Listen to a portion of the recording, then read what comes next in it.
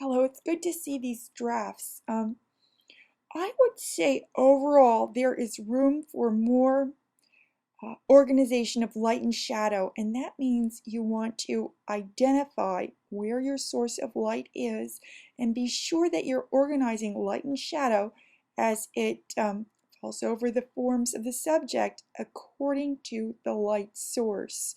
So if light's falling down from above on a chair or a sofa, the seat is going to catch light, the top of the back is going to catch light, the tops of the arms are going to catch light. The vertical planes are going to be seen mostly in shadow. So in each case here, I have drawn over an extra copy of the last version of each person's drawing here. And I'm doing that in Photoshop. I'm just working quickly, trying to give you some ideas. Of course, you will work with the drawing media on your own drawings, charcoal or pencil, whichever you've chosen. So in the case of Jennifer's, she's got a couple of different drafts. And Jennifer, one thing I'd say that you could do in addition to what I'm trying to show you here is to simplify the number of folds in the drape there at the right of the sofa. And I want to add that you're going to need to do that in the still life itself, right? Don't invent, but arrange the still life in such manner. And you know, all along I've been a little troubled by the perspective on the end table. I think that first that leg on the right at front needs to be straight. And second, I think that the plane of the tabletop is going to be similar to that of the seat of the sofa.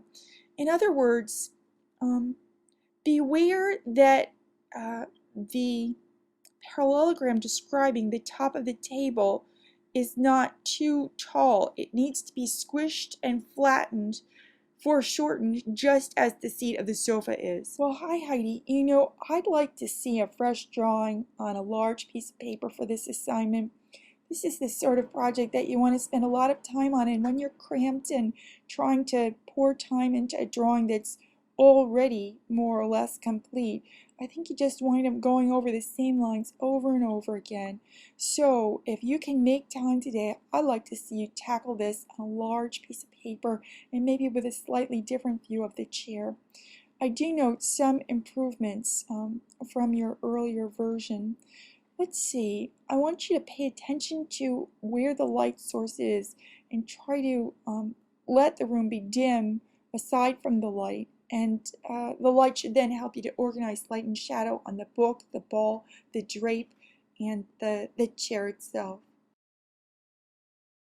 Here, Mason, I've just added a little bit of shadowing to the hand, and I've tried to lighten up the pencil too so that it stands out. I think all of you guys could stand to squint for analyzing the values, and I'm even reminding you of this value gauge that I was talking about before. Not only in the hand here, Mason, but I think also in the stones on the wall of the fireplace, there's room for better organization of values. So I tried to go into the stones and lighten all the tops and darken all the bottoms. I think that the grout or the mortar between the stones could possibly stand to be darkened also. And I want to encourage you to be sensitive to your page. You know, beware of darkening that ledge to the point that the paper starts to curl.